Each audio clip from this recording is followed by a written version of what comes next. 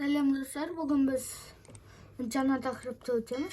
68-ші сабақ. Мың көлемінде көбейту және бөлу.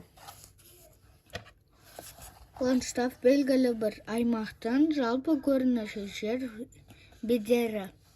Екі бағандағы өрнектерді салыстыр. Түсіндіре отырып есепте. Бұл жақта бізде 4-ті 7-ге көбейткенде 28 шыққан. Бұл жақта да орнын ауыстырып 28 шыққан. 28-ді 7-ге бөлгенде 4, 28-ді 4-ге бөлгенде 7. Енді бұл жақта олар 4-ге 7-ні көбейтіп, оларда 28 шықты. 28-дің артына мынау бір 0-ді қойды.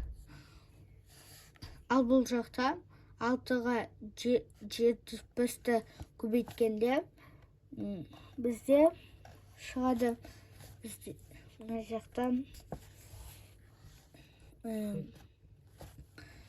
6-ға 7-ні көбейткенде 42, 42-нің артына 1-0 қойдығында 424.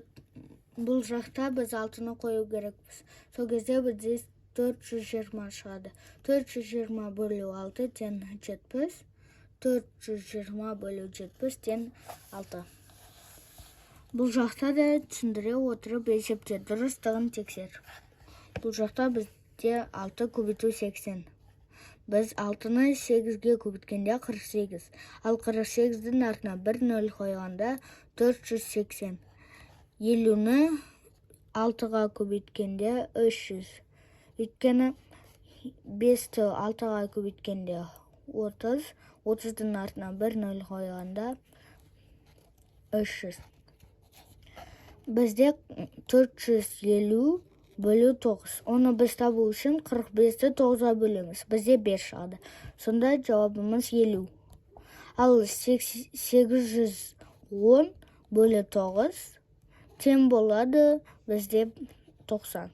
Өйткені 81-ді 9-ға бөлгенде 9, 9-ның артына 1-0-ді қойғанда 90. Енді үшінші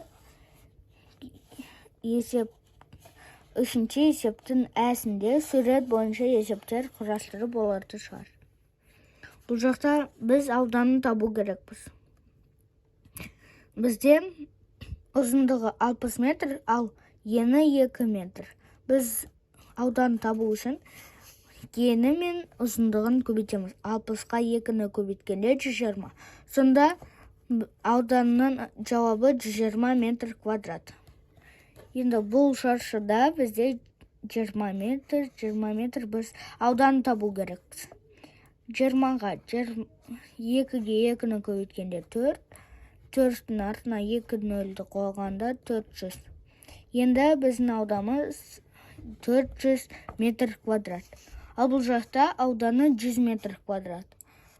Біз 100 метр квадратты 10-ға бөлсек 10.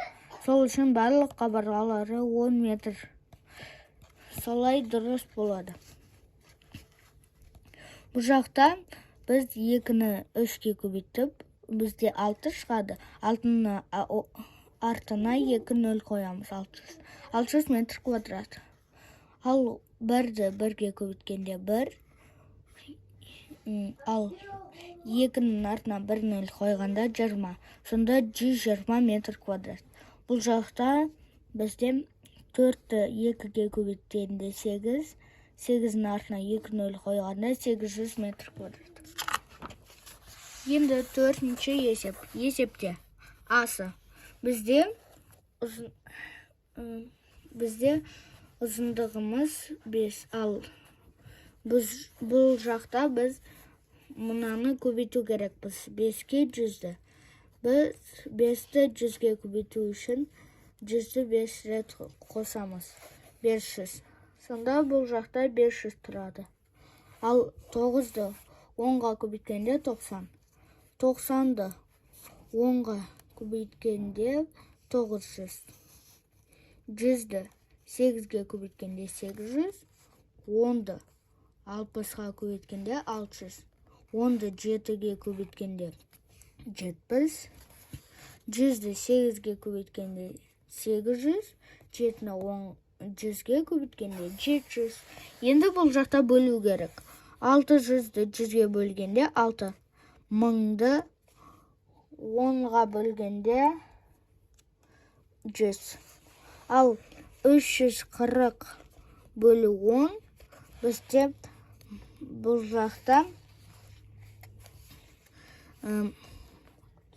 34 шығады.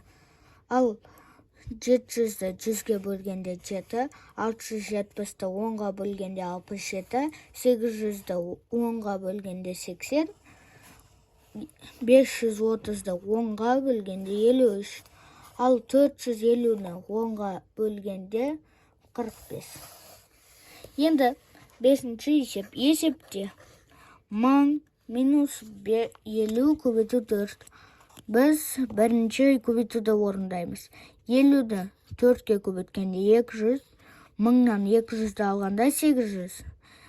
Бұл жақта жақсаны бірінші орындаймыз.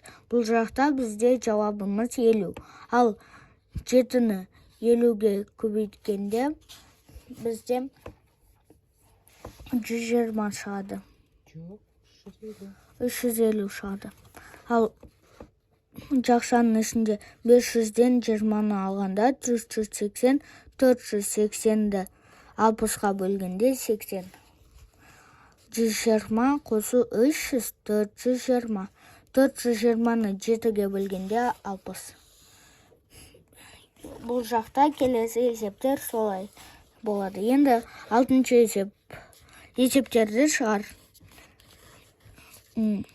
Бізде 6 қаламымыз 180 теңге. Ал осындай 270 теңгеге қанша қалам сатып алуға болады? Бірінші біз бір қаламның қанша теңге екенін анықтау керекпіз. 180-ді 6-ға бөлгенде 30. Енді бір қаламымыз 30 теңге. Ал 270-тен 180-ді алғанда 90.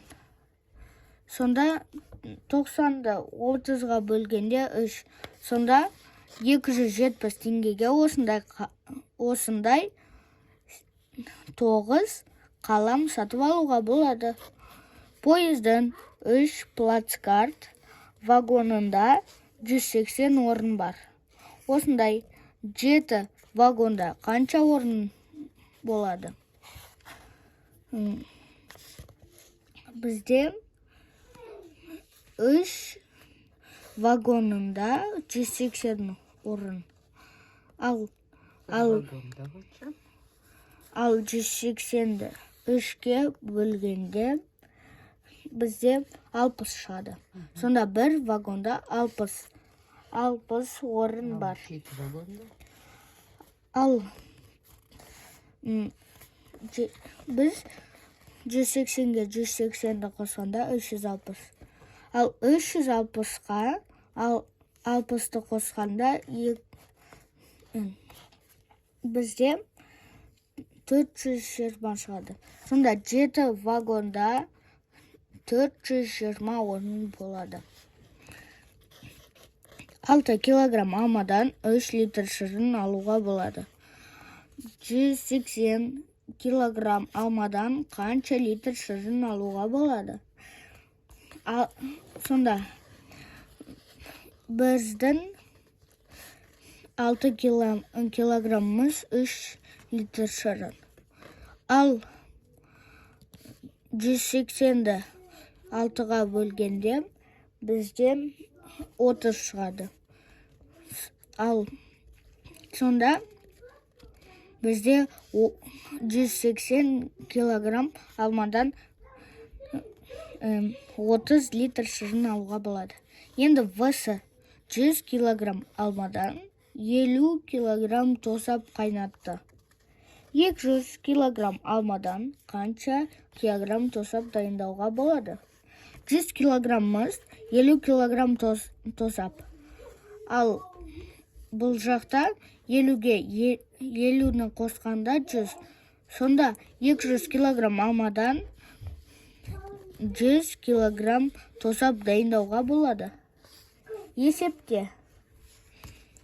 Бұл жақта біз 77-ге 23-ті қосқанда 100. Ал 100-ді 10-ға бөлгенде 10. Ал 10-ды 10-ға көбейткенде 100. Бұл жақта 888-ден 880-ді алсақ, 8 шығады. 10-ды 8-ге көбейткенде 80, 80-ді 10-ға бөлгенде 8. Енді бұл жақта жақшада бізде 100. 100-ді 10-ға бөлгенде 10, 10-ды 10-ға көбейткенде 100. Ал бұл жақта бізде жақсада 5. Енді 5-ті 10-ға көбейткенде 50, 50-ні 10-ға бөлгенде 5. 2-ге 6-ны қосқанда 8. 8-ді 100-ге көбейткенде 800, 800-ді 100-ге бөлгенде 8. 4-ті 5-ге қосқанда 9. 9-ді 100-ге көбейткенде 900, 900-ді 100-ге бөлгенде 9. Бүгінгі сабағымыз аяқталды. Каналға тіркеліп қойыңыздар, сау болыңыздар.